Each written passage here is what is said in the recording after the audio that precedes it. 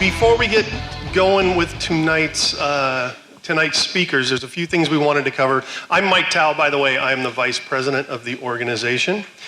And a couple of things that we wanted to cover before we get started. A number of our board members are going to be terming out at the end of this year. We've been really successful adding some new board members this year, but we're going to need to add some more because of those that are terming out. The positions that are terming out are vice president, which is me. I liked that vote of confidence.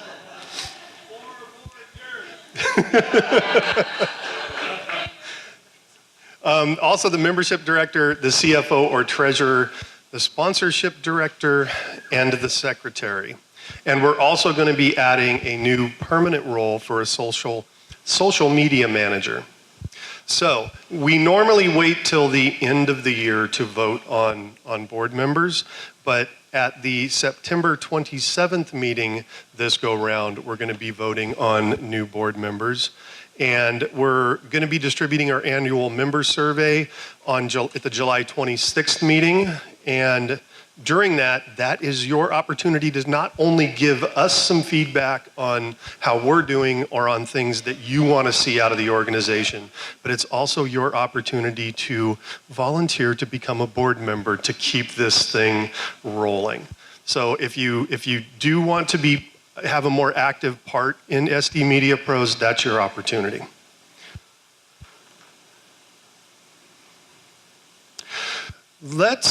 Jane, you want to come up and speak for a minute? Jane told me she had some news that she wanted to share, so I'm going to bring her up. Sorry, I hit you. You were in the middle of doing something, and I just segued right into you. I was going to be in the middle of doing some social media marketing. I was going to take a picture. I am on the board for the organization in charge of marketing, and one of the projects I'm working on is a video or series of videos about the organization. And so I wondered if I could get some help from all of you for visuals. Marianne, were you trying to tell me something? Oh, okay. I didn't, I'm like, now it's loud, now it's soft. Are some visuals. And one of the types of visuals that I'm looking for are videos or photos of you doing what you do. So I need basically some behind the scenes photography that would help me to illustrate that San Diego Media Pros members do everything from writing to producing to running audio to DP to gaffing to everything across the board. So I think what we'll probably do is put that in the next newsletter and with some information on how to contribute those if you're open to that. And we'll go from there. Sasha. At some point, yes. Would you like to, she asked if we were looking for testimonials. Would you like to do a testimonial? Okay, good. Maybe we should set up for that at one of our next meetings. We could just capture some of those. Good idea. So thank you. And I think what Marianne was trying to tell me was if you don't have a raffle ticket, go see Marianne. Does everybody have raffle tickets? All right. How about a little news you can use from Mr. Mark Mazenev?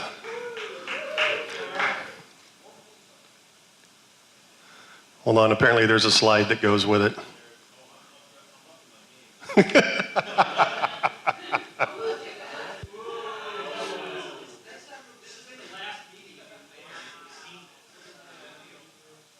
Wow, logos and everything.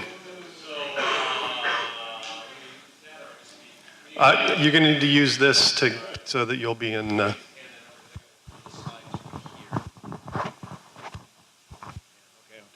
So, sorry about that. Sorry, Robin.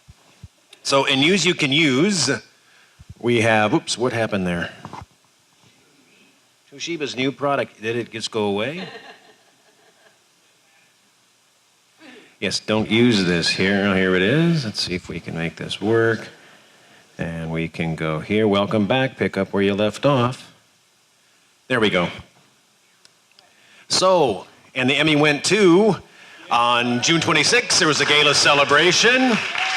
Outstanding achievement in television. Several Emmys were awarded to current and former members and presenters, among them Mr. Tao for editing, Mr. Brueggemeyer for directing, Ms. Bates for producing, and our presenter, Stephen Scavulli, for commercial campaign. So if I missed anybody, I apologize.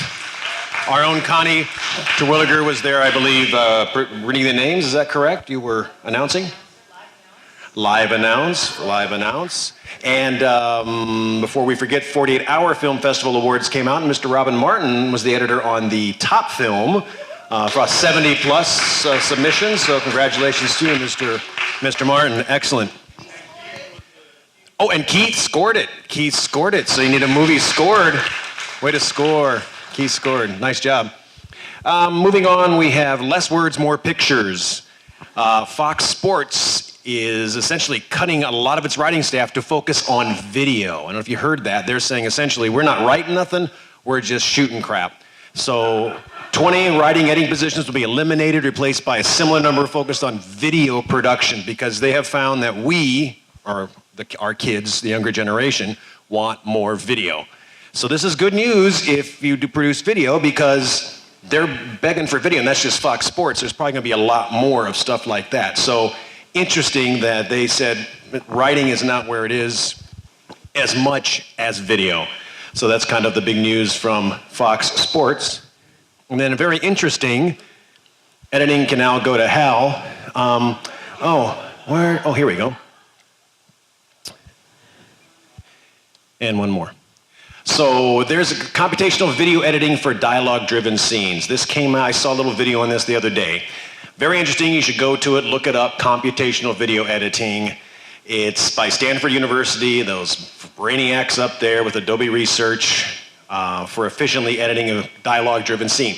Very interesting. Go watch the video. I get what it does. I think it has its place. I think it's great if you're shooting cameras and you've got an interview thing. That'd be awesome. I don't think it does what we want to do, but it's an interesting idea and how it can line them up. You can give you a preview edit and give you some idea. It works on what they call idioms, fast cuts or longer looks, or you can dial in what you want. But it's very interesting on how it does it and how fast it does it. Like in 2 to 3 seconds, it'll give you an edit back of like 3, 5, 7 cameras, whatever. It'll give you that back. So look it up. Computational video editing. It's about a 7-minute video on YouTube. That was kind of neat. And then for all you starving actors out there, sorry about that, but we have, we'll work for IBDM credit. Because right now, negotiations for a new SAG-AFTRA film and TV contract, and they could go on strike authorization by Friday. That's this Friday. On Sunday, we're complaining about outrageous rollbacks and the first inkling of what the main sticking points are. They want essentially the people who make the movies want to give them less money and make them work more. Sounds like really nothing new there. So that's what's going on. But it may or may not affect you as for actors, SAG-AFTRA actors, obviously it will. I don't know how many of you work with SAG-AFTRA actors, but if they're on strike, really can't work with them per se if they're coming in a SAG-AFTRA shoot. So that, just keep aware of that. That's kind of our news you can use. Back to you. Thank you, Mr. Mock Mason.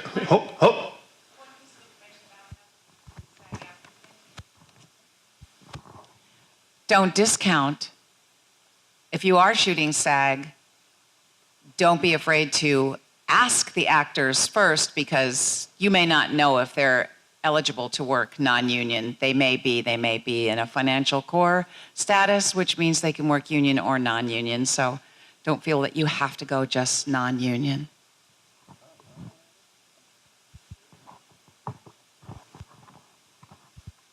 All right. I guess all I can say is I'm glad I won that editing Emmy before I am replaced by a flippin' robot. I also want to take a moment to thank the gentlemen here at Rent Cine Grijalva Films for allowing us the use of this space. Rob Thorpe and Carlos. Where'd Carlos go? Carlos is doing business, making money in the corner. You guys want to come up for a minute and say something about the shop?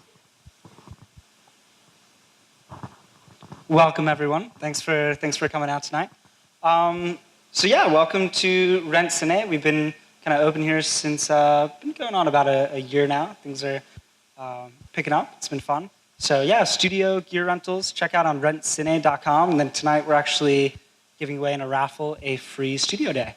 So yeah, for full day. 12 hours of green screen fun. Yes.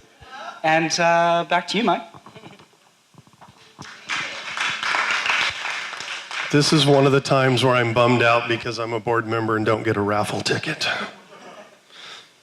Let's get this thing rolling. Before we start with Mr. Scavulli, we want to bring up a director of photography in this town that I have worked with on numerous projects, from films to commercials to corporate stuff.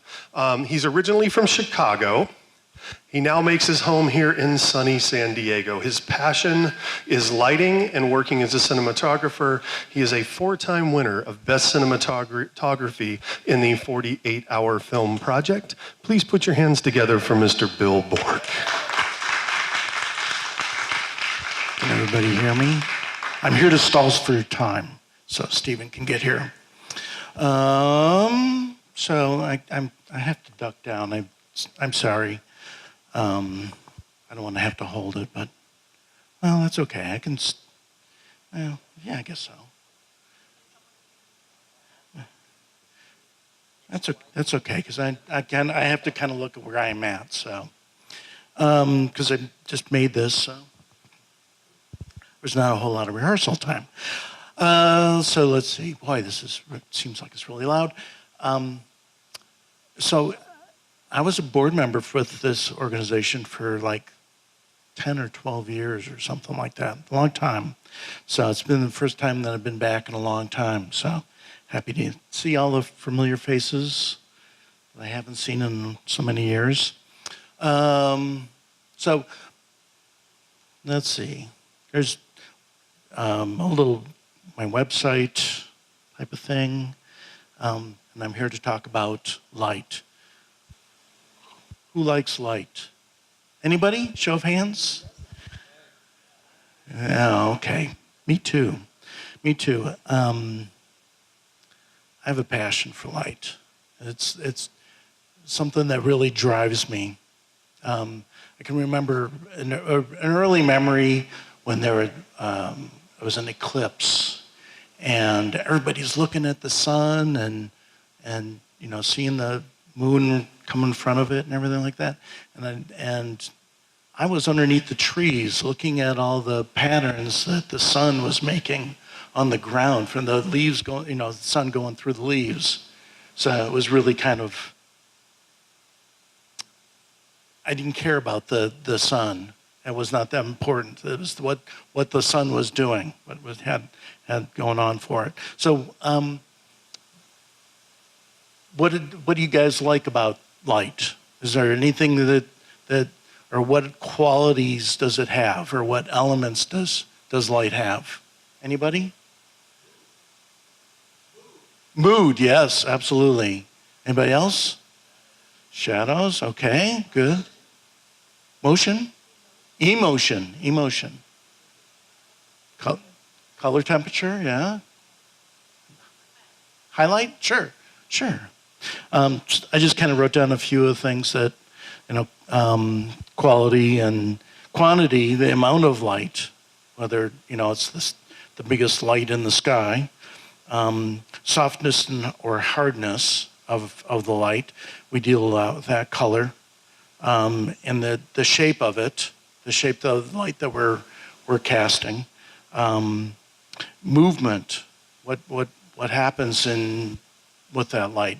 I was working in a corporate session situation yesterday, and I was watching the shadow of the building across the street move across the blinds throughout, but it was moving so fast. I was just really impressed with. It was a very long row of windows, and I was just amazed with how fast that shadow moved across the blinds. It was like I could almost sit there and watch it change. And I'd blink or look someplace else and come back, and it had covered the whole section. It was really impressive.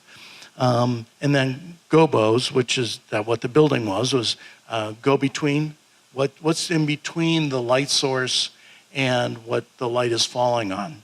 Some of the things that then jump out to me. So some of my bullet points that I thought I'd talk about were meters, pre-visualization, what ideas do I have going into a project as far as light is concerned? What's the mood that I want to put out? What tools am I going to need? Like Gaffer always comes up to me and says, "Okay, what do we need for this next shot?" And that's always a challenge if I haven't thought about it or don't know about it. So often the times happens where I have no clue as to the scene we're about to do, what it's about, or what it needs. So I love it when I have the time to think about a project and what I want to get out of it. Look for examples. Look for things. I have thousands of photographs that I've clipped, things that are interesting lighting situations or interesting pictures, and want to recreate that lighting situation. I'm a big fan of practical lights in the shot. Does everybody know what practicals are? You know all that, guys. You've been around the block. I really like to see them, and to see what light they're creating, but just throw them. Make sure that the lens sees them. And my final point is, not to overlight. That's something I see a lot. Yes, young man in the back row.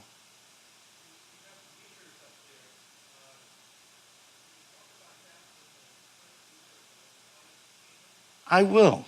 Thank you, Greg. So,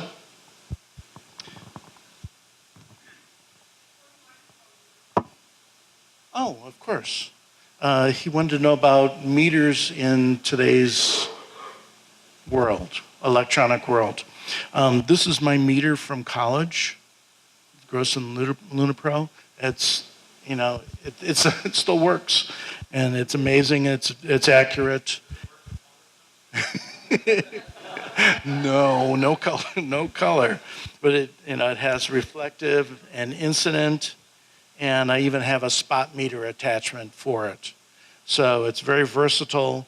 A lot of cine settings on here as well. So, it's like it was my old standby thing. I use this hundreds and hundreds and hundreds of frames with that. So now today, this is my meters. So to address your question, and so this is on my iPhone, and I have this little guy, which plugs into the iPhone and gives me an incident reading. Just recently, I did a panel discussion, and when I showed up, it was a whole row of chairs. They happened to be white to complicate things even further, but there was, like every other chair was sitting in the dark, and so by taking my meter out that I had in my pocket, it's like I always have my iPhone with me, and so I was able to look at, and it was very easy to show where to move the chairs so that they were all evenly lit. And it improved the quality of the production tremendously, so that I didn't have to ride the iris, or somebody else didn't have to continuously shade the camera as I'm going from person to person, or a two-shot where one person is in the dark and the next person is in bright sun or bright light. So very handy tool. This was a Kickstarter item, and I think I got it on sale at B&H for $30. They sell them for $100. This one they sell for $100. They have a new model that has a lightning port on it that will do color readings and flash. So along with the incident, but these two will also do color, but it's only in reflective, not an incident. So I have to, if I want to get a color reading of something. The other day I had a couple of bicolor lights, and I wanted to make sure that they were the same color. They were shining up on a white wall, and I wanted to make sure that they were the same. So it was easy enough for me to point the iPhone at the wall and to adjust them so that they were the same color. It was real handy. But this is a cool little attachment. If you sign up for the B&H midnight sales and you see it, I would say get one because they're now $100. So unless you have a iPhone 7, then you have to pay $300. The new model is $300. So considerably more. But here's what I'm using currently. A lot handier. Just I thought, could they possibly be, could this, my little dome here, be as accurate as the Luna Pro? And it's exactly the same and adjustable.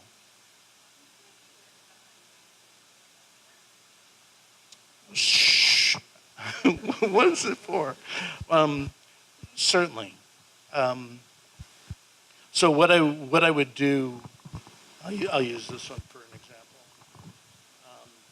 is that I'll EGC on that. I'll take in a couple of circumstances. If I wanted to do, it was an interview type of thing, and I wanted to match lighting from one person to the next. I would take this and set it next to their face, take a reading. That way I can make sure that the light is exactly the same from one person to the next. So which will help to keep the exposure the same on both cameras if it's a 2-camera thing, or consistent for depth of field. All those things I can do that or dial it in. If I'm looking for a specific ratio from highlight to shadow, I could use this to measure what the highlight side of the face and the shadow side. And like I said, when I had LEDs pointed at a wall that have not only adjustable color temperature but also adjustable intensity. If I have a whole row of lights, it's really nice to go along and put my meter up against the wall or whatever the light is falling on, and easily adjust them so that they look the same. That meter-wise, now they may not look the same, but in meter-wise, I have a good idea as to where they should be, and consistent. Now, with those two apps, they have a memory function, so I can store a reading. So, if I were to do a setup, those lights got turned off, moved to another location, we came back, and I needed to recreate that light. I can look at my meter or my memory on that meter and say, okay, it needs to be a 2.8. And I can quickly and easily go back to that. And I don't have to think about it. I can, they have a function where I can take a picture of it, of the scene, and then I can make notes, and I can store that on my iPhone. It's a very handy thing. Let's say you're shooting here with the green screen or a white backdrop, and you want everything to be consistent. So you got your wide shot, whether it's for an interview or like let's say the old Mac commercials, and you want the white to be even. So if you've got a key light on for the background light on both sides for just for the background, you can take your light meter and walk back and forth to make sure that it's consistent, so that you don't have hot spots or dead areas. That's the simplest way to probably put it. I'll be doing that tomorrow. Here you go.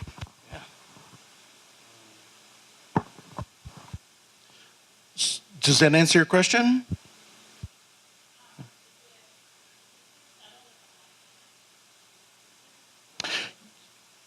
You can see the differences. You know, if you're working at, but will you remember it from setup to setup? And maybe, you know, if you're in a rush, you won't. Maybe you won't. As to what Mark was saying, this one has a bunch of different settings on it, and it has fall color, which is an exposure tool, all sorts of waveforms. So if I wanted to, as Mark was saying, look at a green screen, I can point it at the green screen and say, okay, I'm hot over on this side, or you know, I need to soften the light up so that it's more evenly spread. So the new tools are very handy. That's Cinemeter. Cinemeter. Yeah, I highly recommend it. A cinematographer in San Francisco created it, so it's a very good one. No, you don't. That works off a reflective, but I mean, which is a good thing and it's a bad thing. It gives you a reflective reading. So, like Mark was saying, if I wanted to look at the green screen, I can just do that and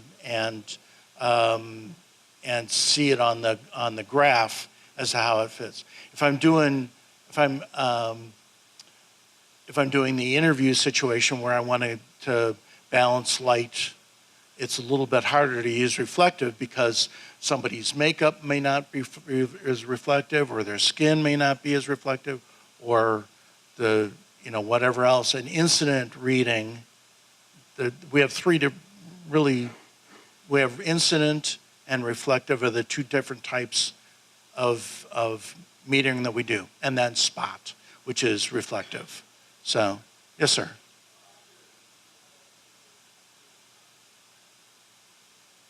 Plenty accurate.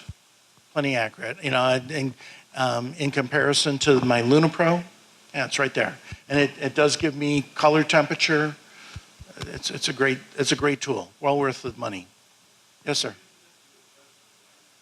I do quite often. I do it. Yeah, it has that function to do both of those, all those things. There's a wealth of tools in those apps. So to what Greg was saying, you know, a good quality light meter that measures incident and reflective and color is going to be $600, maybe. I think the Cinemeter, it's a pay app, and I think I got it on sale for $15 or $20. So it's a cool thing to have. So, yes, sir. Oh, sorry. I bought them. I think when the Cinemeter 2 came out, they offered them as a bundle. If you got the Cinemeter 2, you could get if you had the Cinemeter 1, he'd give you the Cinemeter 2 at a discounted rate. And I think it seems to come to my memory that the bundle that I bought was $22. So it doesn't include the cost of the Cinemeter 1. I would say if you're just going, you'd have to price it out in the App Store to see how that works money-wise. What's that? For Cinemeter 1? For the bundle. There you go. No, I think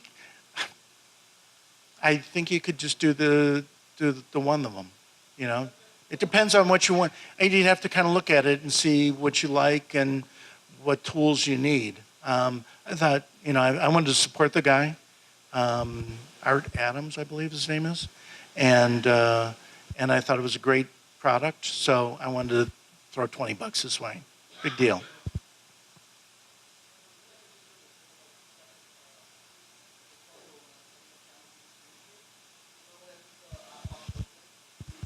sure, sure. And yeah, that's got the same thing, but a Shogun is $1,000, right? Yeah, they all have that. But what's really nice is the iPhone is something I have in my pocket, and it's really handy. Walk into a situation and say, I can just throw up, one of the meters and take a quick reading and be done.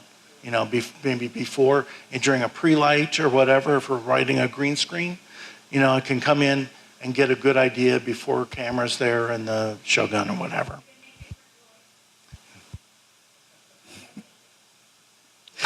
I would check with your Play Store and see. These two are not. At last I checked, they were not. They were iPhone only. I don't know about the others. No. Okay. No. Well, should have bought an iPhone. This is my pre-visualization shot. Many years ago, I shot a movie, and the producer looked up on Google and gave me this shot. It was just kind of like a flash. Said, this is what we're going to do. And it just kind of stuck with me, and I said, okay, well, that's cool. I like that, But I just kind of stored it in my mind. I really wouldn't make notes about it. It was just stored. And then kind of the the last shot of the movie is this.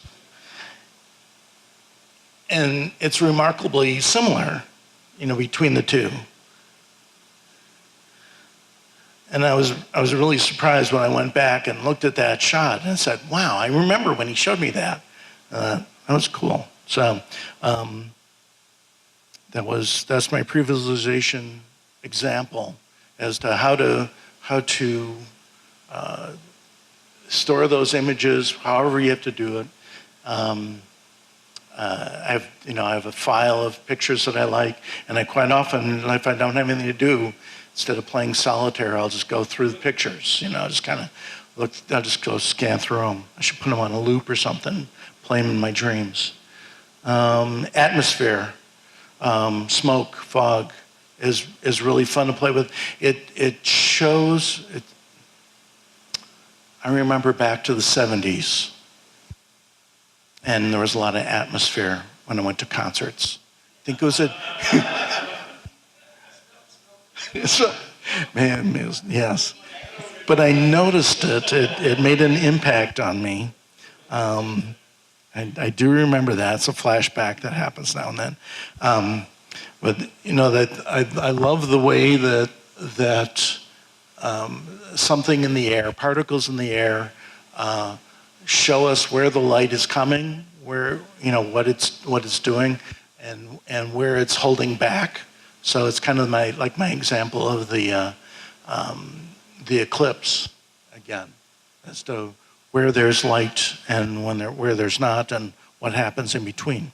So atmosphere can be fun to play with. It's also challenging because it's hard to get black if you have a lot of atmosphere. Let's see, what did I put next? Oh, here's another example of a shot. This is before atmosphere. Now, I don't think that this worked out really well, as well. This is no atmosphere, and then here's with the atmosphere. But because we had so much front light on the subject, it made it hard to. Now that's the brightest thing in the scene. So, how are we doing on time? Since Stephen is here, right? A few more minutes. I'll go quick. I like to light in planes. That's really fun for me. I like it that there's some light on here. There's light on here. Really nice. And then we have the background that's lit. So thinking of not just a flat surface. Not what we're the ability to bring out the dimension of a scene by making these different lighting tools. These are different lighting pools or sets, like green screen. If you're on a green screen, you have two different sets, at least two different sets.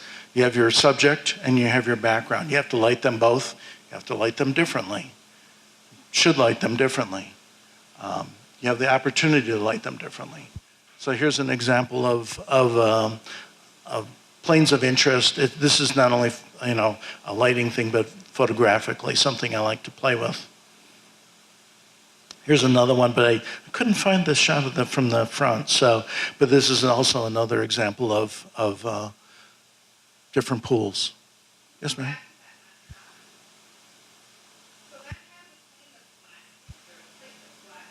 It does. It does.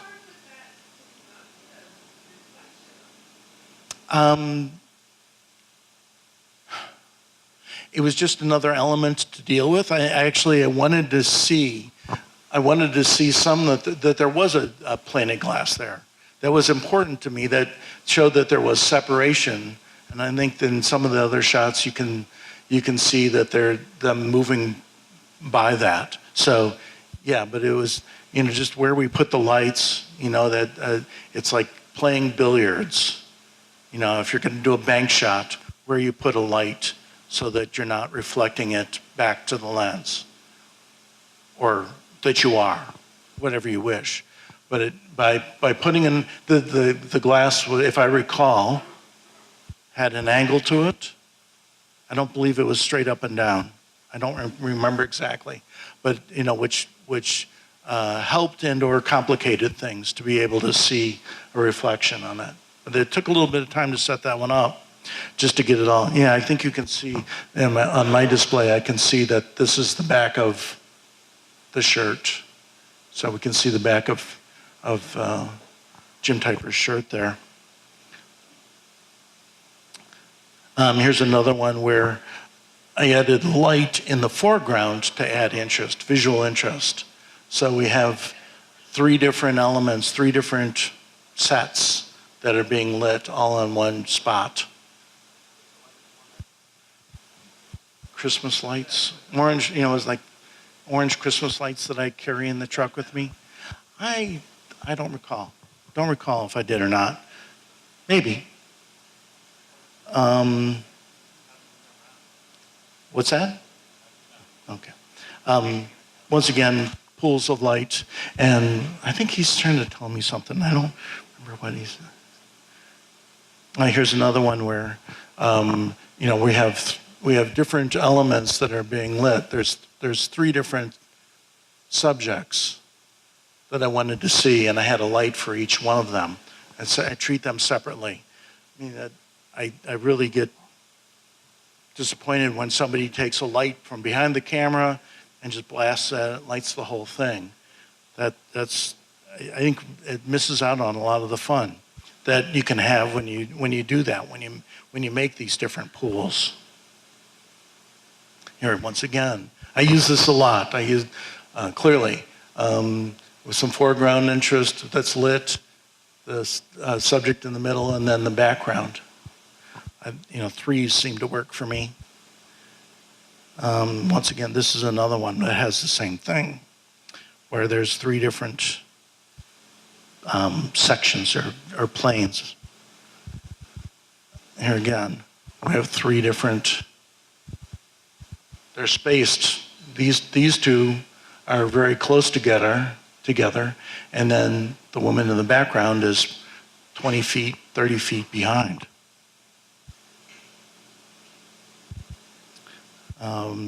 Same thing, once again. Practical lights. I like to see practical lights in a shot. I'll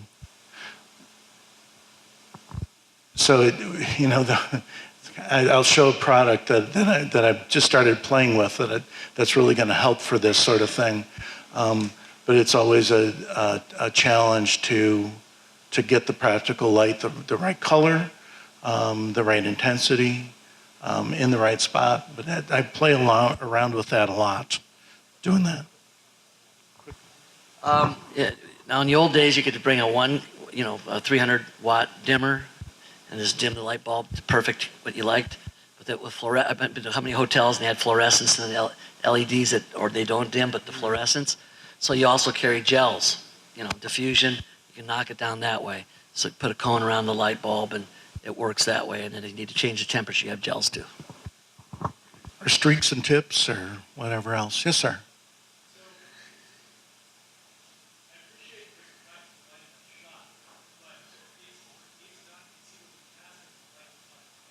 No, in this case, no, it's not.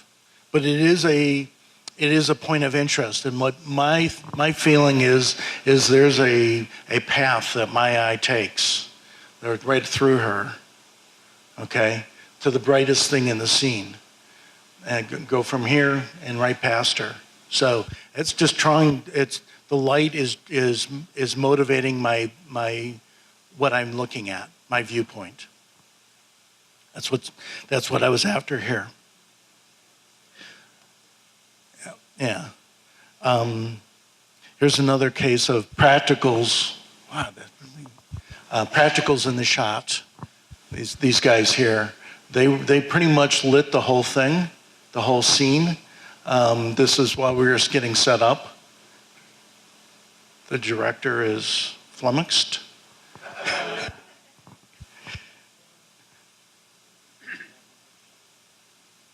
So this is a clip or a screen grab from the final where I wanted the practical lights, I wanted them to be in the shot. I wanted them to be a character in the movie.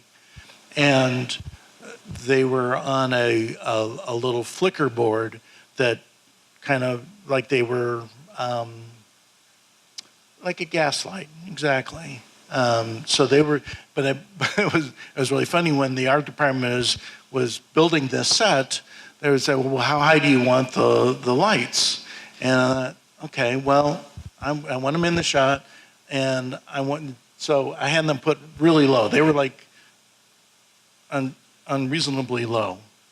So, but I think that they in the final they managed to get my point across. Character in the movie.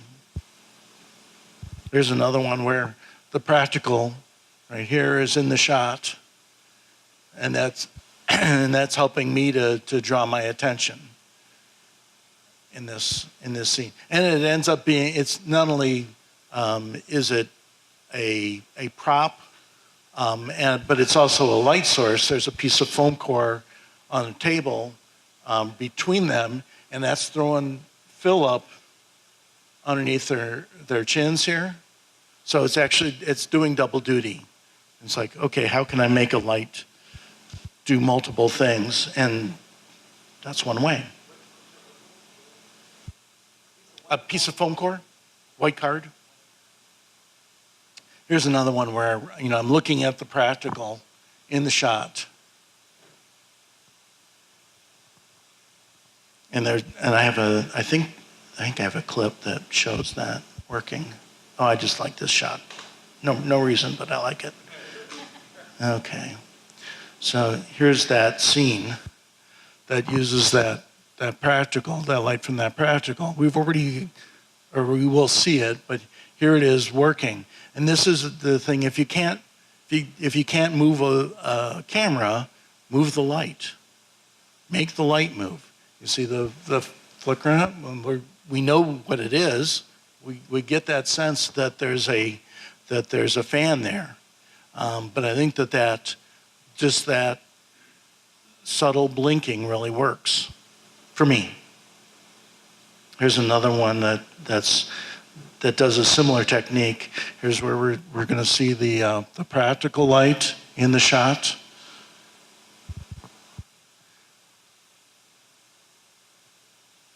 In this case, it was an ugly fluorescent. I liked it. It was just really nasty looking, but I thought it added to the sense of anticipation of what's going to happen next.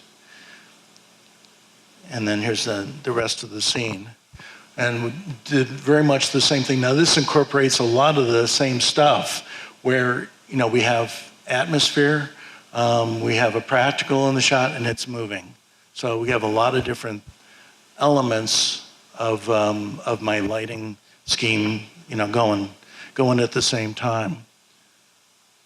That's something that I enjoy doing. I look for opportunities like that.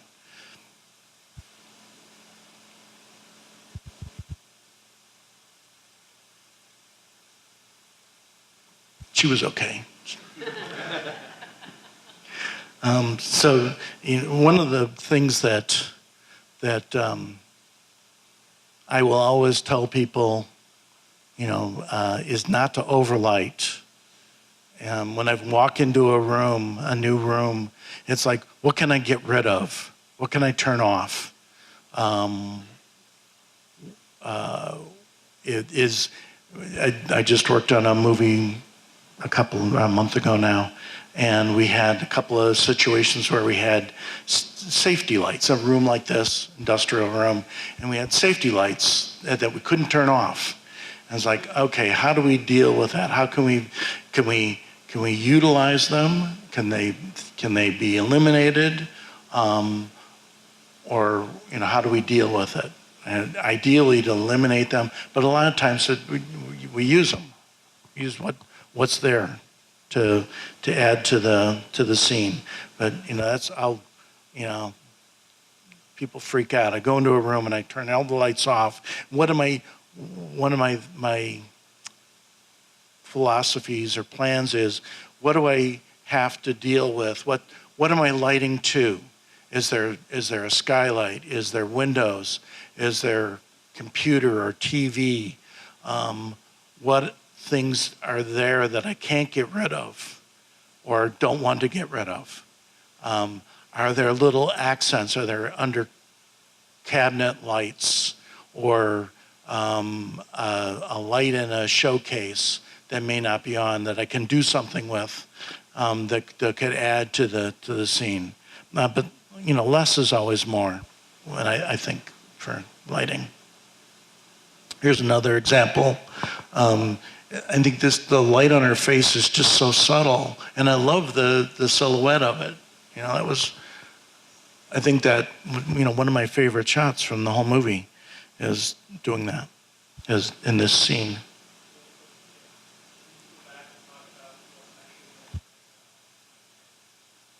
Out of frame, you mean where the lights are coming from? So there's a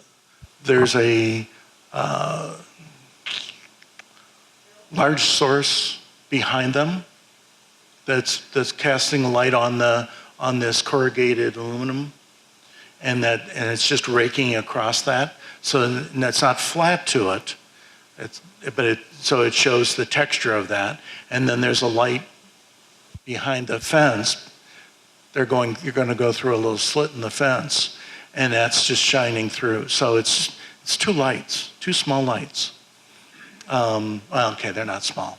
They're 1,200 pars or something, but they're good-sized lights. But they were in relatively small instruments to throw such a beautiful light.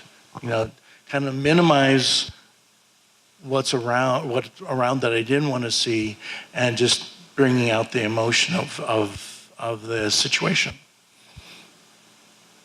Did I answer that? Okay.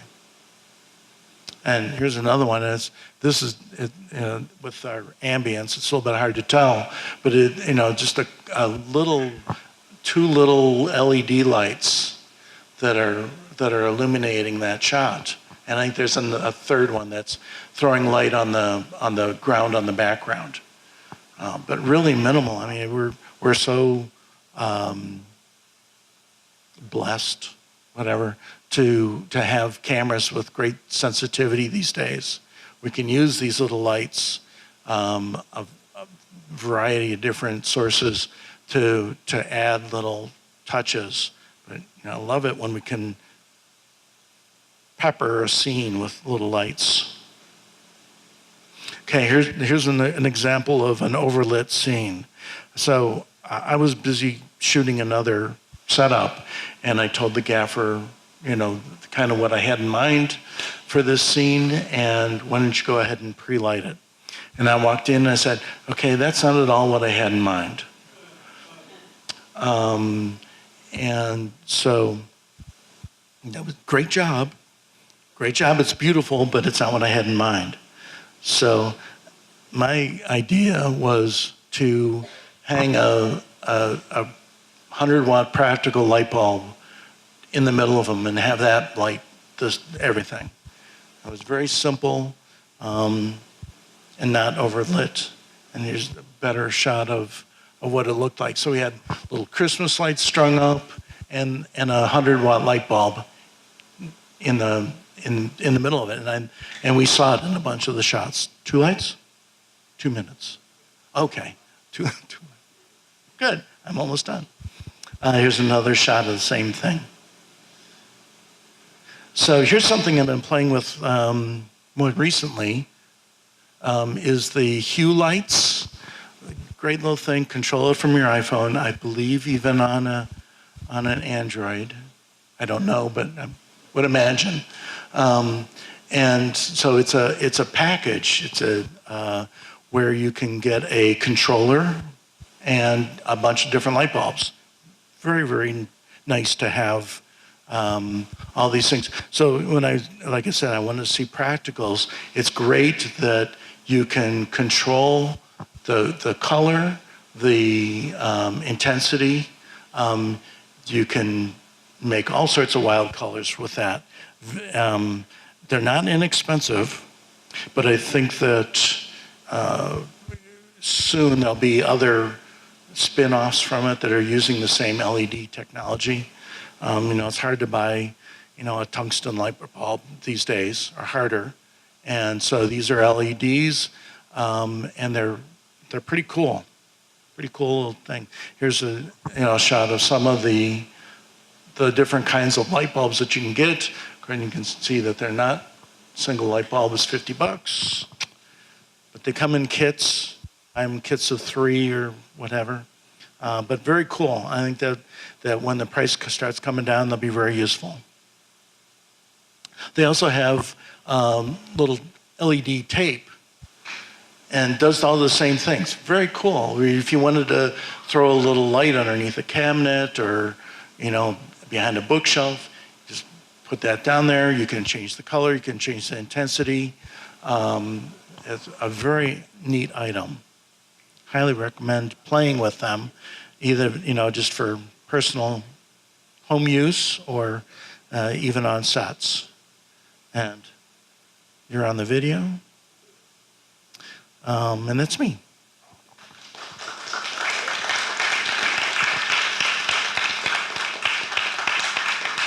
Any final? Okay.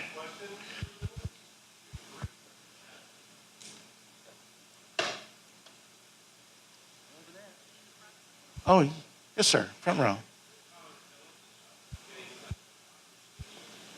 The which machine? Oh, yes. Yeah. Yeah, just a simple fog machine. Now, there's a difference between fog and haze. It uses a different element to cast that smoke. So, it's you have to kind of figure out what it is that you like best. Hazers are generally more expensive, but they're rentable. And yeah, but okay.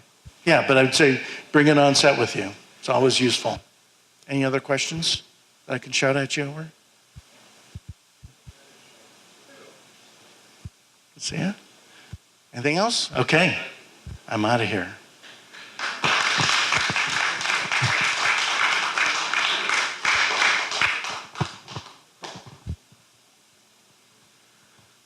So this next presenter, Mr. Steve Scavulli, I've worked with Steve on a couple of different projects. Very, very talented director of photography, recent Emmy winner over the weekend. Congratulations.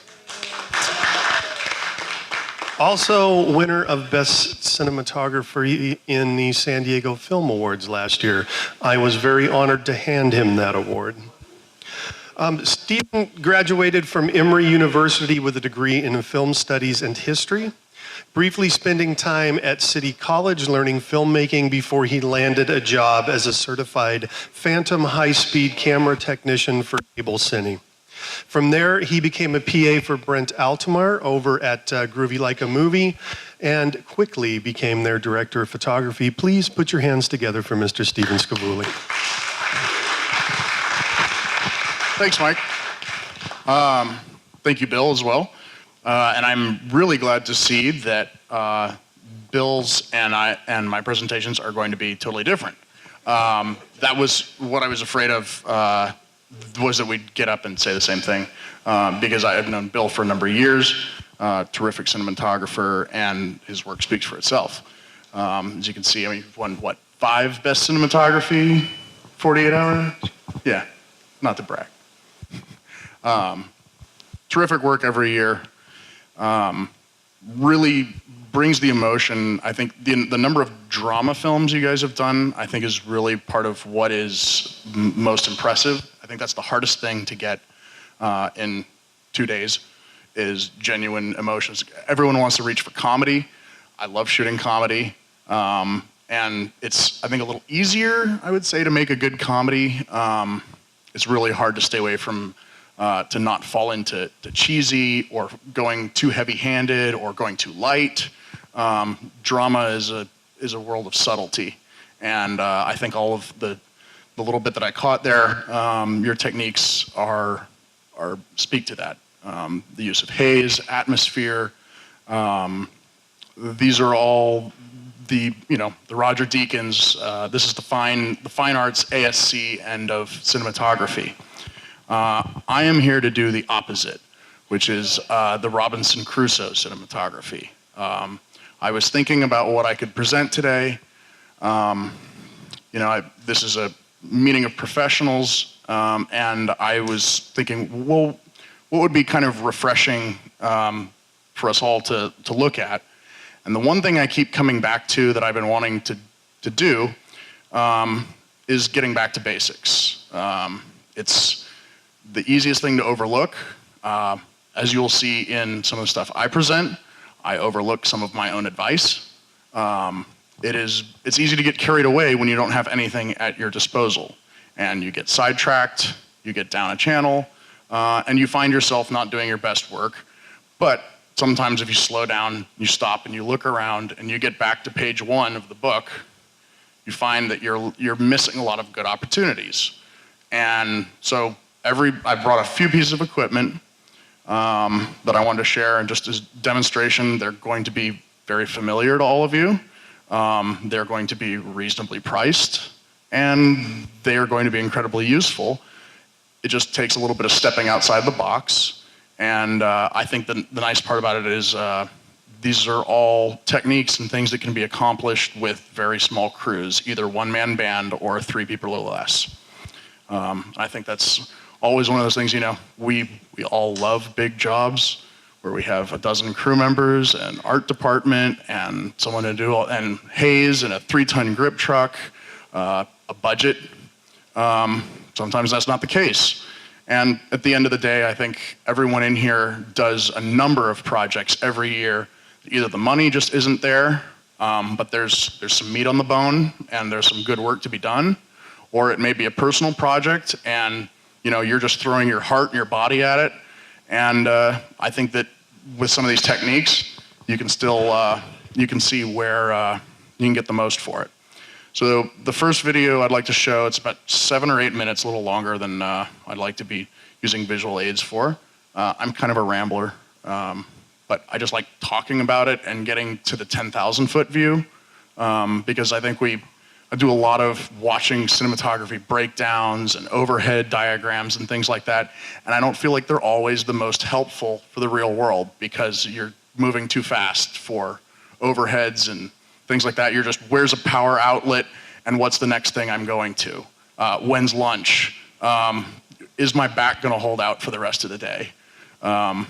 You're always thinking about those things, and there's a couple little things here. So, without further ado, this was a project we did at Groovy Like a Movie. This was our nonprofit client.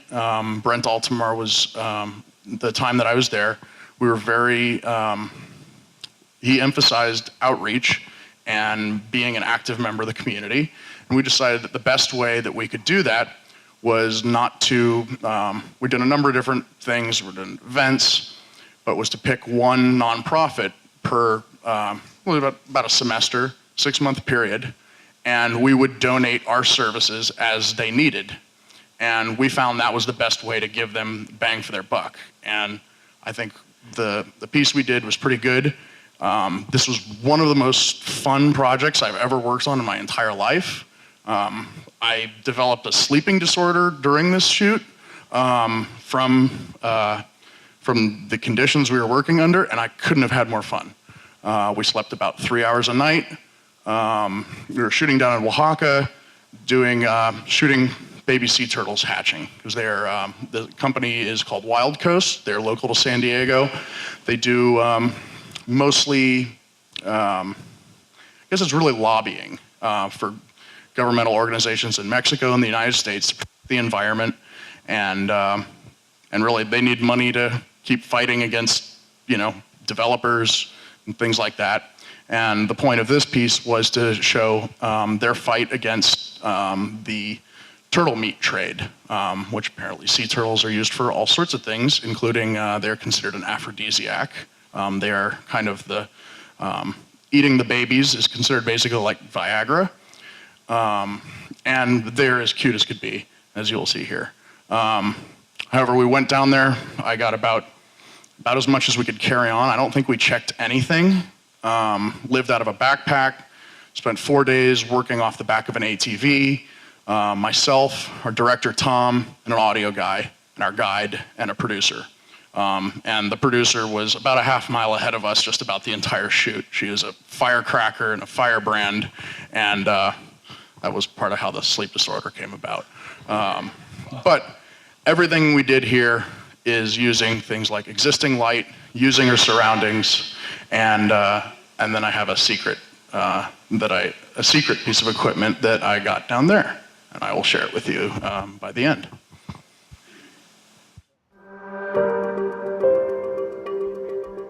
I'm Serge Jadina, and I'm the Executive Director of Wild Coast. Wild Coast is working in Southern California and throughout Baja California, and then the state of Oaxaca in southern Mexico, and we're really trying to preserve the iconic coastal and marine ecosystems that exist in those areas. By co-founding Wild Coast, we've really been able to have a really great impact on getting the attention of lots of people in Mexico and the United States and around the world about the importance of saving the ocean's animals and their ecosystems, or their habitat that they live in. We can all play a role in that effort. The coast of Oaxaca is one of the most important places in all the world to see turtle conservation. Why? Because 4 species arrive here to put the eggs on the sand. We work in policy. We are working with the Mexican government to suggest them what is the better ideas to care the sea turtles. It's really been great to see that these campaigns and these programs we've had really come to be successful and really take on an impact on the ground. When we raise the plight of sea turtles, for example, that has directly resulted in the conservation of tens of thousands, if not hundreds of thousands, of sea turtles.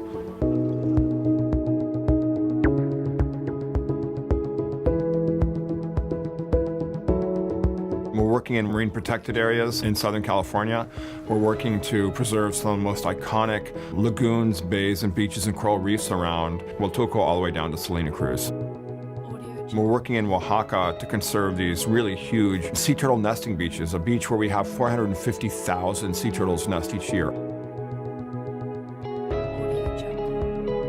In the early 1990s, the Mexican government banned the consumption and fishery of sea turtles and the consumption of their eggs.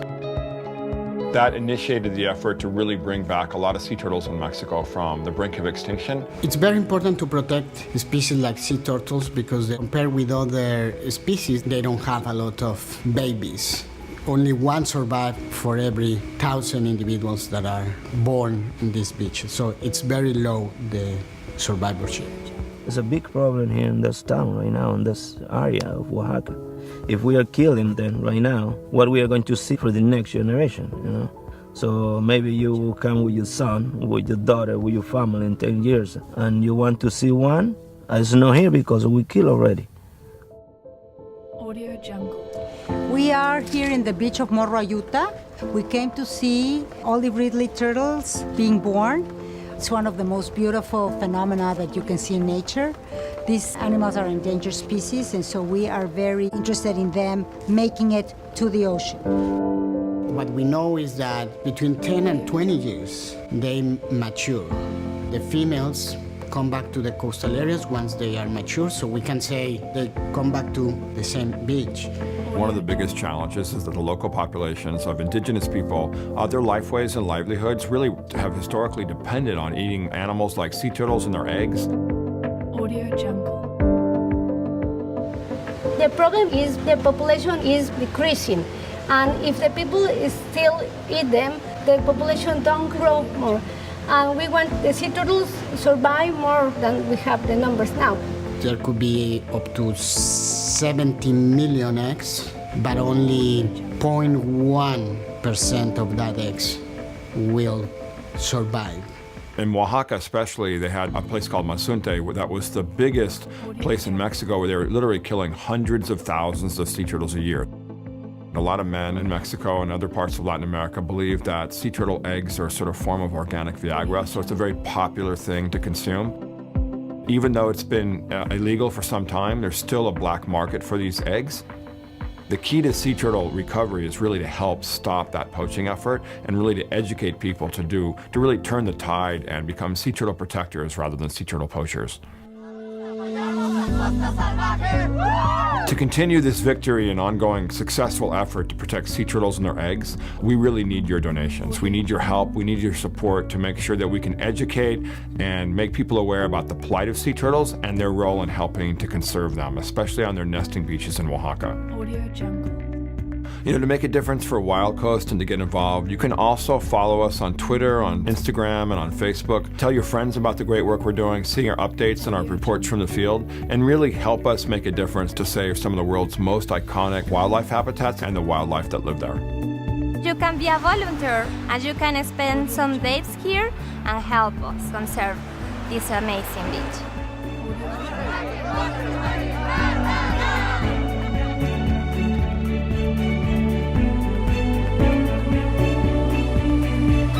Audio Jungle.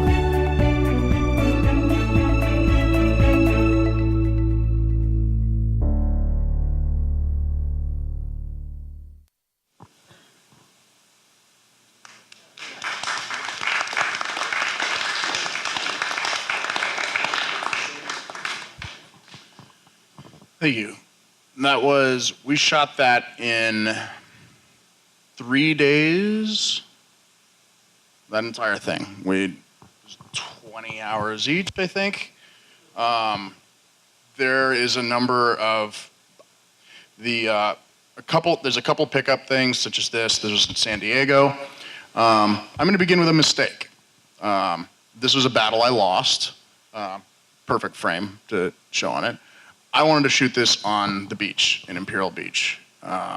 Because Serge, the founder of the company, is a San Diego native, second or third generation, and he's poured his heart and soul into this company and their mission, and they wanted to do it inside their office, and that was one of those things I said, you know, we're shooting this about nature. I think that we should be seeing, and in fact, the Tijuana River wetlands is one of his great accomplishments is the preservation of that, and that sits right in the background of just outside their office. We had audio concerns. There were a lot of Navy aircraft flying around. I like to consider myself a friend to sound, so we compromised, and I think visually it suffered. But sometimes you got to do what you got to do. However, there are a number of other things that I really like a lot better that took almost no lighting. He is. I believe you're correct. Yeah. I'm going to begin with camera and lensing choices and such. We were talking about the entire subject matter of this is grand scale, and we're traveling. I want to go wide lenses as much as I could. I spent almost no time in the middle. I don't know if I shot anything at 50 mil. I used almost everything. It was a 16 to 35 Canon or a 70 to 200. Because dealt with a lot of wildlife, and I had to do a lot of sneaking up on things. And that's really hard when your producer keeps sneaking up on you with an ATV. Hence why we ended up using a lot of stock photos for the animals eating them, is every time I'd get close enough to shoot one, the attaché would ride up on an ATV and go, "Did you get the shot?" I go, "No, I did not." I almost did, though. But I think this is a great demonstration of what, this is not lit at all. This is afternoon sunlight and just using a good balanced exposure. I looked and I saw this palapa hut, which is the classroom and the laboratory that they work out of. These people live here 24 hours a day. They take shifts and they monitor the beaches for poachers from there, and they also do outreach teaching for the local elementary school kids, and I couldn't think of anything better. There's a lot of good contrast in the thatch roof, in the sand, and the afternoon low sun. Got lovely bit of kick. You can see the definition in the sand there, and our good friend and guide, Pablo, who spent 24 hours a day with us, and slept in his car the entire time. And is basically kind of the self-appointed mayor of Barra de la Cruz down there. I wanted to make him look good because he made our job a lot easier. And I think he did a pretty good job. And this was zero lights at all. Yeah, you can tell, there's minutes of, as with any documentary, a long-form project, there's far more material you'd love to show everybody than you can. But I think in just brief moments like this, you can see the conviction in his eyes, and you, without even knowing exactly who he is, you do know he's somebody important. But I think everyone always says don't shoot people with wide lenses. They look weird and makes their head look strange. I don't think anybody really cares that much. What you get here is you get context. You know where you are. You know this isn't San Diego, I'll tell you that. With editing and the juxtaposition of the other shots around it, really establishes how deep we got into the story. I wanted to show off my other favorite, which isn't the prettiest light, but it got a lot of mileage, which was all this night footage. This was all lit with one LED that I bought at a gas station. And my favorite diffusion, as everybody knows from the diffusion, is you spread light out to soften it. And the diffusion I used was the bag I bought it in. I went to the woman and I said, "Can I see your selection of plastic bags?" She said, "Okay." And I said, and then I got someone to help me. And she showed me all the different bags, and I picked one of each, and I sampled them on camera. And I went with one that was about the color of the door in its kind of, it's an opaque, darkish plastic bag. I wrapped it twice around the LED, and I used that for 4 days as my only light in the entire shoot.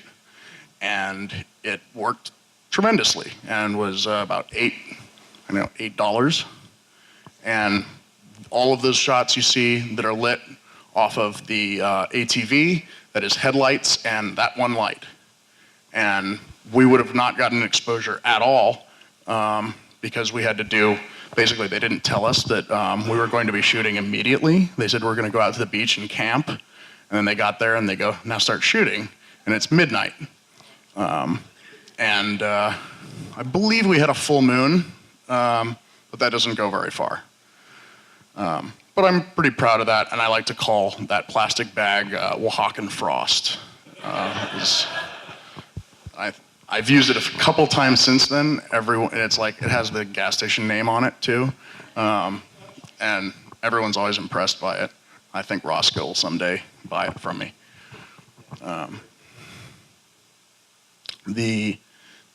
This shot here, this gentleman's interview, was conducted at Scripps Institute of Oceanography. Again, I used one panel light, put a little bit of diffusion on it, and there wasn't really doing much, wasn't seeing that much of the background. So I started hunting around the office, and I found a garage door in a laboratory. And I opened the garage door on the chain until I got a nice key light. You can see that in his eyes. That is about half of a garage door opened up. Now, is it the best contrast ratio I've ever seen? No. But I think it tells you exactly what you need to know about the scene, and it shows you exactly who he is. We know that he's a researcher and a person of importance and knowledge of the subject. And we ended up with being able to get this and get out of there before the end of traffic for the day and stay under budget. Let's see, one more. These are all natural light, just B-roll, just kind of letting, this is sunrise in Mexico. One of my favorite things that I ever discovered, and was the coastline curves so hard down there that the sun actually rises over the Pacific. I was absolutely confused to hell because I hadn't slept very much. And I could not wrap my head around it. I still can't. And I've looked at the map several times to figure out exactly how that is. But if you look over here, that's the sun. And that's the Pacific. And I know that for a fact. No one can tell me otherwise. This was a really tough one. This is an aquarium. The aquarium is shaped like a donut with the holding tanks in the center that would have been off to her right there. And so there's tanks in the middle, kind of shaped like, I don't know about the inside of Trivial Pursuit board, you know, when you get to the middle and all the little wedges. Those are tanks, and then you walk around the inside, like the donut part, and then there's more tanks around the outside. So it's an audio nightmare. It's just bouncing and just sounds are circling and swirling through this place in really hard. Our sound guy was just like, I'll do my best. Lighting was tough as well because there was ugly overhead lighting. So I got on a stand, unscrewed the bulbs there, and I started just making this woman walk with me until I found a spot where we were getting sunlight coming through an aquarium that was lighting into the water and then coming through the window of it, and the walls were lightly colored, light aquamarine blue, and it gave a nice daylight colored diffused light coming through. There was just enough to key her, and for whatever reason, it actually kind of came out looking warm. I think that was just something I did with white balance, just to try and not make the entire thing look blue-green. But it worked, and we got just enough sound to get sound bites. Not ideal, but we made it work. The other component that really saved me on all this was I kept 2 items on me at all times, and there were certain times where they were fighting one another, and I had to make a pick. Didn't always love my choice, but I always kept the circular polarizer and a variable ND. That way I could control my depth of field, and in a more perfect world and where I would have planned it better, I would have put myself in a position where I could have combined the 2 more frequently and more easily, because the 2 in combination work very well. And you can actually do quite a bit with a polarizer as far as lighting. In case, how many of you are familiar with polarizers? Everybody here. So they have a number of different, they are a quarter wave retarder combined with a that's a variable ND. Polarizer basically works best when you're at 90 degrees from your light source. So if the sun is in the west and you're looking south, you can recover a whole lot of your sky back to blue in that regard. It does a number of other things because it's taking down and it's changing your reflected light that is moving around. That also means any other kind of reflected light you're going to be able to manipulate, and you're going to be able to just kind of salt and pepper to taste. But the two most common uses are for taking reflections off of glass, metal, or out of your sky. The other thing you can do, though, is if you have a lot of speculars on someone's face, you can use a polarizer to dial those in and out. So if you've got somebody, say, they work in Mexico and you're shooting there and they're hot and sweaty because they've been working all day and you have 5 minutes to interview them, you can do a little bit to take that hot and sweaty gleam off their face just by dialing that in. Some people don't like the look. It gives a little bit of a made-up, kind of soft and kind of a brushed look to their skin texture. But in certain scenarios, it's a lot better than them looking sweaty and like they're guilty sitting on the stand in a courtroom.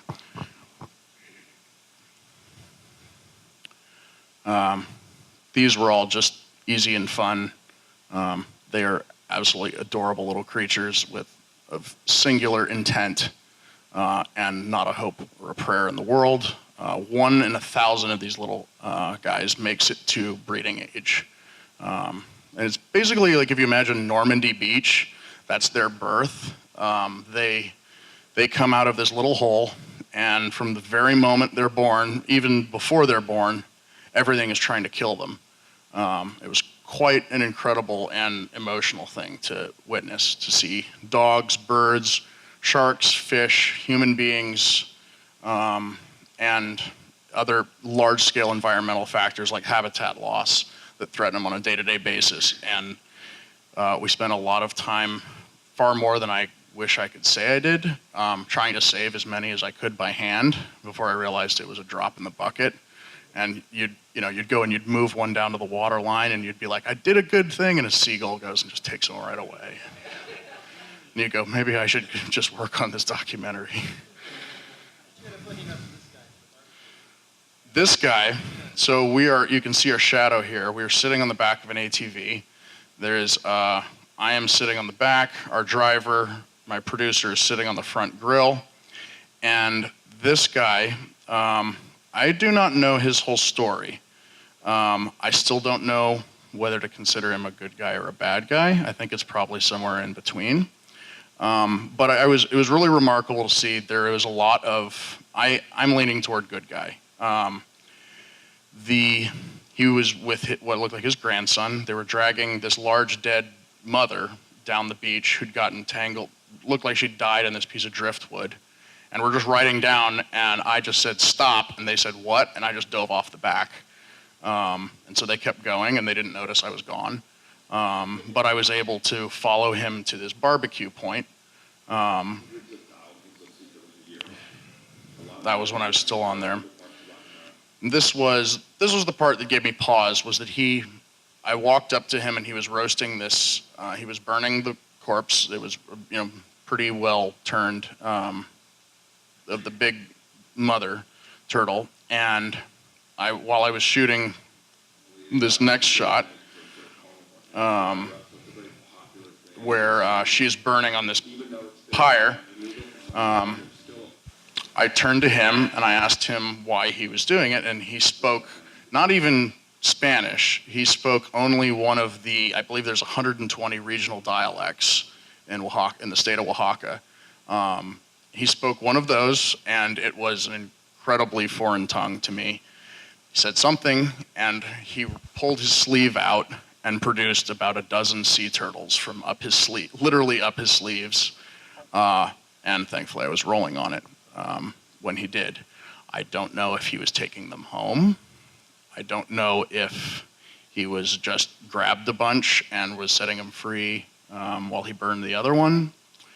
But it was an image that I think showed how much things are changing down there. And that there is a certain degree of, there's a lot of these shots where I saw the old showing the young, how to take care of them. And we were, at 4 a.m, this beach was full of people who lived there and were trying to do their part to make sure that, that these turtles had a fighting chance. And that was something I wasn't prepared to actually capture. I thought we were going to have to stage something like that. And in reality, it was quite moving to see people doing that. See if there's anything else of note here. One thing I will say, I want to get back to some of my larger points from here, which are kind of 10,000 foot things that I don't, in the first few years of my career, I didn't do enough of thinking, planning ahead about just the large scale objectives. And it's very easy to lose sight of your goals.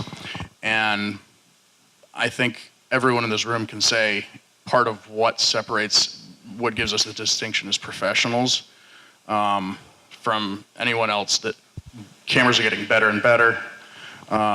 People know more and more about making good imagery, but being a step above will always be a part of what we do. And you should never turn down any opportunity to make someone or your subject look better. And a lot of times that's just fundamentals. Where I am going with that is, I'm referring back to my notes here. Actually, I'm not sure where my segue was in that. Basically, a lot of times I would start thinking about equipment first. What am I taking? Am I taking this lens, that lens? I wasn't thinking about what are we doing here. In this case, we did have a good sit down and talk about what are we hoping to achieve in this piece. We want people to give money. This was not a true documentary. This was a promotional documentary for a nonprofit, and we were hoping to drive fundraising. We decided, as always, trying to tug on emotional heartstrings is the best. This was one of those projects where we all got really lost in the details. There was so much to shoot, so little time. And this was one of the projects I've studied over the last couple of years, and I've identified a number of things that I have started to do more in recent history. And I don't have as many visual examples of it, but there are things that I think about every night before I go out on a shoot.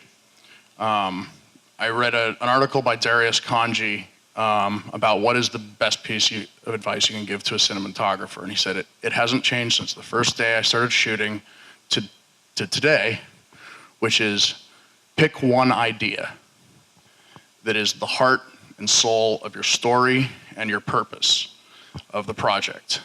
It could be simple as make people understand what it is like to be deaf. I don't think we ever completely identified it with this project, and I think that made it a lot harder in narrative. But the way I've thought about it since then is that you use it kind of as a kind of like a lighthouse when you're into a project and you're tired and you're forgetting what you're doing, and you go, am I going back to that point? Am I serving that one sentence? That's your elevator pitch for the entire project. And you have to use that as kind of your beacon to return to when you're like, why am I shooting this shot? Well, does it serve that pitch line? And I have found that works in narrative, that works in documentary, that works in corporate. And that's part of why I chose the documentary piece. The last one I'm going to show is a piece of corporate production, which I think we can all say is a major part of our business here, and it's probably the least sexy. We all make our living. I don't think anyone in San Diego could make it without doing some degree of corporate production because of the amount of companies we have here. But somehow that's also a lot of the way the creative process goes to die, is everyone goes, we're just doing this. You know, in the early days we'd talk about, we're just making web video. The way we hear it now is, we're just doing a training video. Really? Is that all we're doing? Because if we did, you could do that. Honestly, anybody can set up a camera and do something that is purely, you know, A, B, C, D, and E. This is how you do it. Thank you for coming in. That's compliance training. However, there is still an emotional part of it, which is, are you doing a training video for new employees? Well, what do you want a new employee to feel like when they walk in here? What is it that you want to relay to them? Because oftentimes your first day may be your last opportunity to send a clear message to somebody. That's one thing I've found, is I've worked a lot of jobs before my current profession. I worked in retail, grocery stores, I worked in a hardware store, and I went from day one to the last day there, not entirely knowing what I was doing there. I'm very distractible. That's 90% my fault.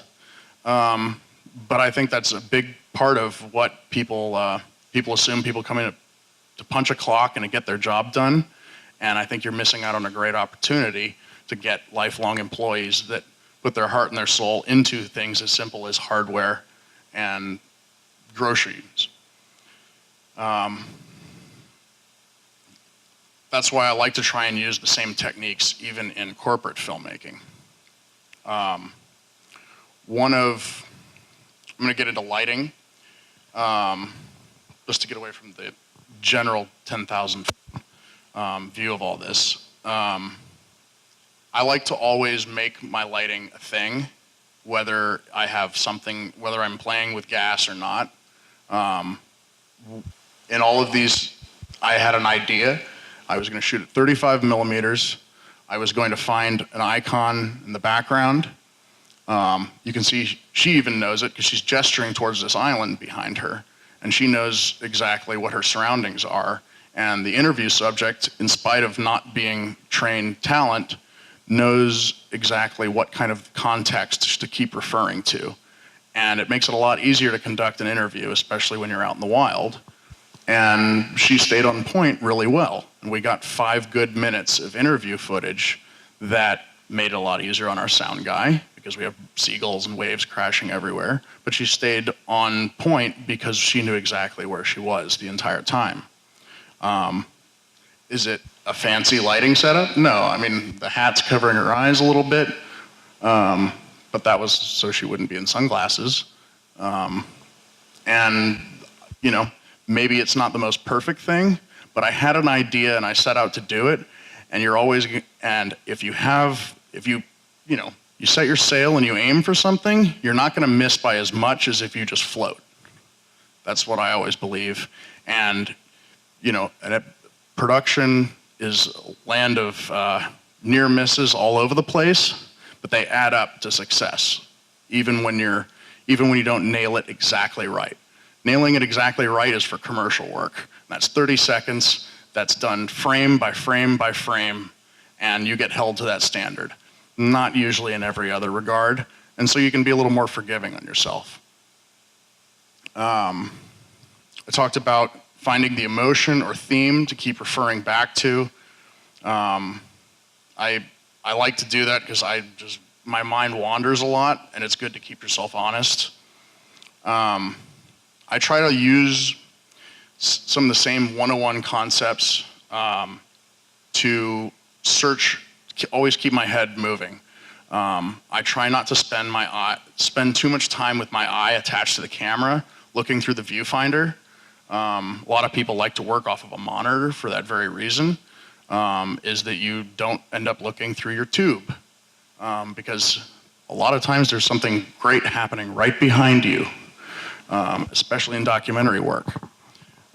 It's one of the things I've learned is I will stand there exactly where I plan to shoot something, and I will try to keep myself honest by spinning in 360 degrees and see if there's something better in my near field of view.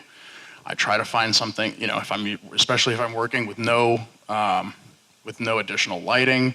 I'm not being able to light my entire scene the way Bill was talking about, with depth, where I can light my foreground, my background, add texture. Sometimes you just have to find it and find as many of them as you can in one place. So I'll see, oh, that's a white wall. I'm not going to shoot the white wall in the background, because that's not going to work on any day, whether it's dark or light. I'm going to look for something that has contrast in the background that is enough to establish my location, but not enough to distract. I'm going to try and find a large, preferably a large light source. That's when I go on commercial jobs, that's what I spend a lot of time doing, is making my lights bigger. And I get one big frame and I punch a bunch of them through it until it makes a nice soft wrapping light that goes from the far side of the face and fills in just a little bit around here. And then I'll walk in some negative fill, which is the next point, which is don't be afraid to use shadow. That is the easiest things you have to work with are not always fixtures. They are solid objects, and they have many different qualities. I have one of them out in the hallway here. I'll drag it out later when I'm going over equipment. But a lot of times I will go on a shoot with two-dimensional objects. I will take one white card and one black card. And you can light using the light from 10 minutes. You can light using the existing light you have and recover some of it with the white side. And you'll often find that you now have too much. Now you walk the black in as close as you can to frame, and all of a sudden you have your contrast back.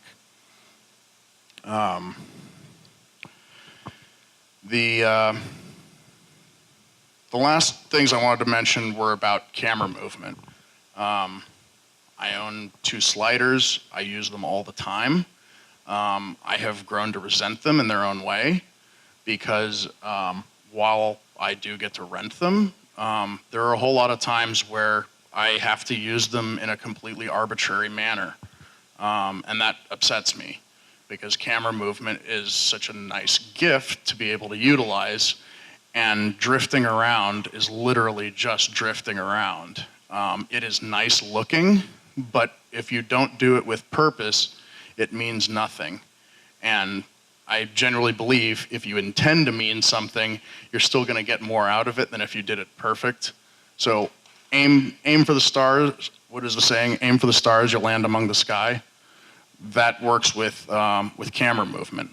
There are a whole lot of projects where I'm told to drift for 20 minutes, and I have 4 feet of track, so I go back and I go forth, back and forth, back and forth, and I stay awake as best I can. And you know what happens from that is I always request a second camera, because what happens when I hit the end of the track is somebody says something really interesting, and then they gulp or take a breath in the middle, and then they say something really interesting when I have to turn around again. It's why camera movement has to be deliberate.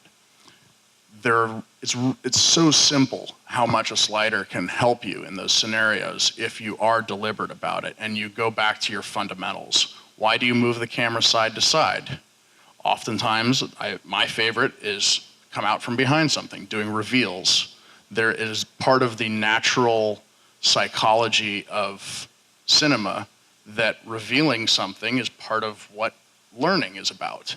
Is that you start from a point of not being able to see something and you come out from behind it and ta-da, I learned something. And you can intersperse that in your editing, and having a reveal just at the right time as a piece of information and a soundbite comes out goes a million miles. If you want to make someone feel like they are seeing a place for the first time, what happens when you see something for the first time? You're drawn to it physically. If I see a beautiful woman, I find myself unconsciously walking towards her.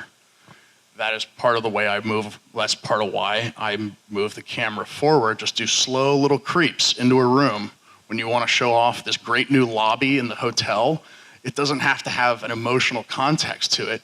You just have to think, how do people relate to this in real life? What is the analog in how the human eye sees things? And oftentimes, one of my favorite shots for establishing a location is you park just behind the sensor for automatic sliding doors with your slider, and you push until the sensor opens and lets you in. Ever have that happen? That's how I walk into a hotel, and that's the way people expect to see it. That's kind of what I wanted to touch base on tonight, was that you do not have to do anything fancy. You do not have to, you just have to be deliberate about your choices. And I want to show two last things before we close out.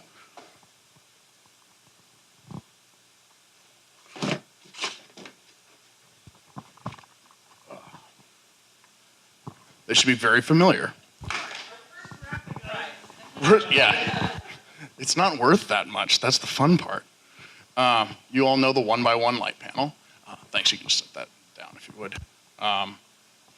Simple 1x1 light panel.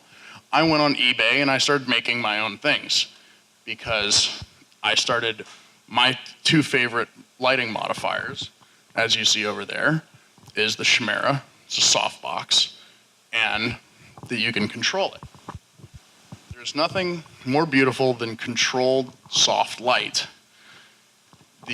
As you all know, 1x1 panels just puke light everywhere. And it's hard light, and it has all those little LEDs, and you see all of them. You see multi-shadows under their nose. It's ugly. It's not perfect. Would I rather have one of the nice lights I saw at NAB this year that has just nuclear punch out of it? It would work even better with this principle. But I can choose my framing accordingly, and I can walk this right into the edge of frame, and I can light with this one light and a white card 90% of the time. And that's when I'm lighting by myself, doing my own audio, working off a cart, just one-man banding it, because this makes such nice controlled soft light, and you can just sculpt it and just walk it that close, and it takes all the nastiness off those LEDs. And this is $40 on eBay as a modifier. There's a guy, this is a Came TV you may be familiar with. They're Chinese bicolor 1x1 panels. I think two of these were $450. They take V-mount batteries.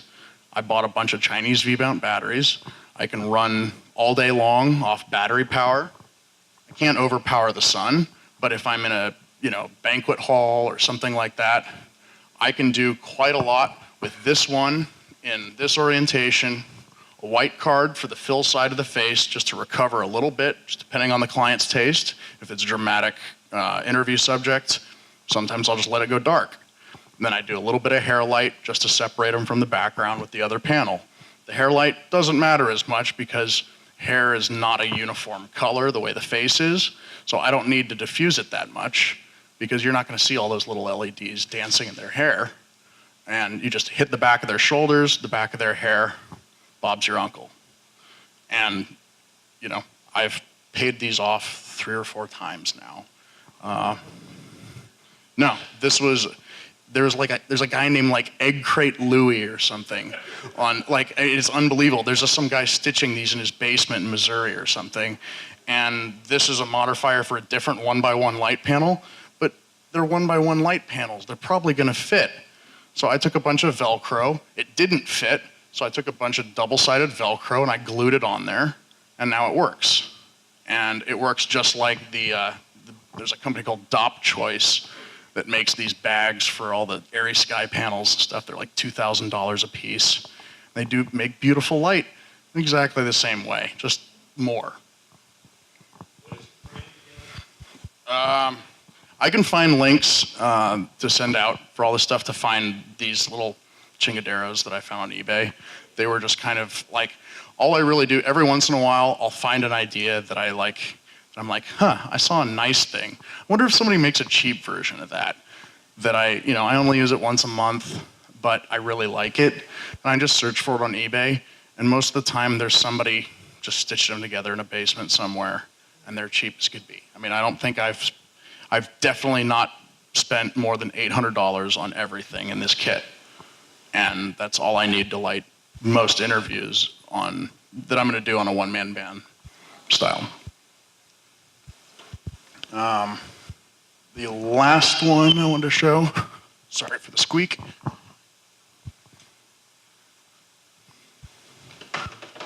Oh, so sorry. This is the big one. Oh, sorry. It is super big. This is like 4x6. Basically, I was on a shoot, and we lived off of the California Sunbounce. I don't know if anybody's used those. Really nicely, well made. They're about $600 though. And you walk around with, a PA or just about anybody. I've made my client carry this for me before. Just if you're not going to give me the money, you're going to help me. And that's sometimes it's like, hey, we can do this any which way, but you can't have all three things if we don't put a little sweat equity into this. And they were happy to oblige. And this comes with silver side, white side, and a light grid. And so you can just Hollywood this in. I wouldn't do an interview just Hollywooding it. That's going to get pretty tiring. But if you're doing something like fashion, you're doing B-roll, I find a nice spot, a shady place under a tree, if it's super contrasty, I just walk this thing in. It has I have another thing that I just clamp onto it, and I just pin it into the dirt, and it just stands there. And if it blows over and hits the talent in the face, it's really light. And I say, I'm sorry. And, nobody's ever been really hurt. The day may come, but hasn't yet. This is, I think, $150 on eBay. Maybe been 200.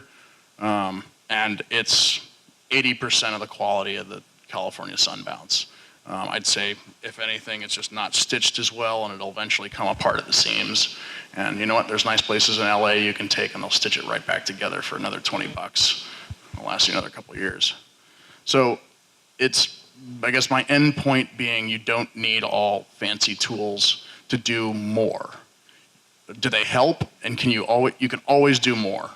That's part of why eventually your client's going to say, we need to level up. We need to get more money out of this. There's more money riding on the line.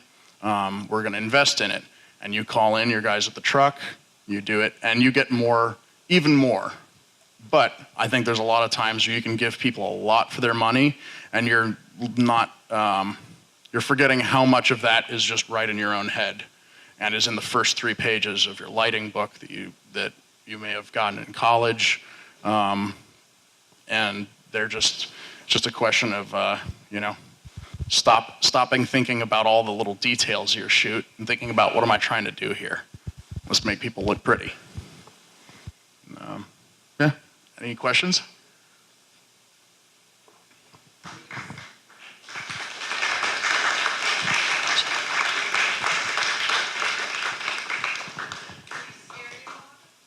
What's up?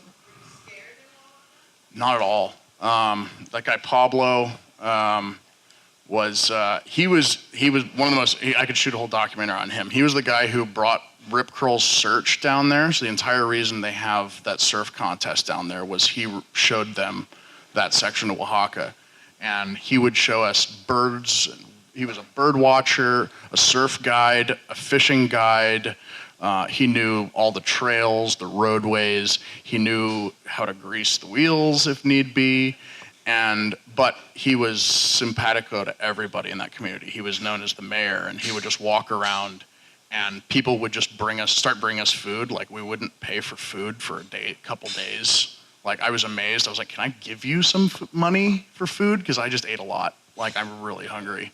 But Oaxaca is as most places I've been in Mexico are, outside of, the hot spots you read about in the news, they're really pretty sleepy. And most crime happens Mexican to Mexican, not Mexican to tourist.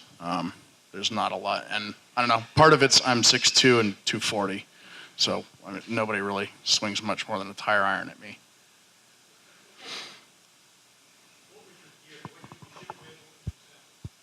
On the Wild Coast project, I shot with an A7S, shot the whole project 1080 internally.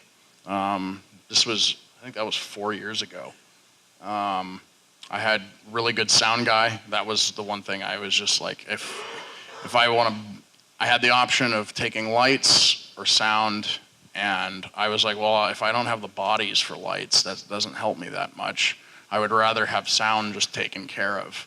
That was something Brent taught me as well, which was always invest in a good sound guy, and you can concentrate on doing your job. And that was definitely, I we have a number of absolutely just tremendous sound guys in this town. Like guys you can just turn your back and then turn back around and they have amazing sound for you. And every once in a while they just tell you to just shut up. I thank them for reminding me.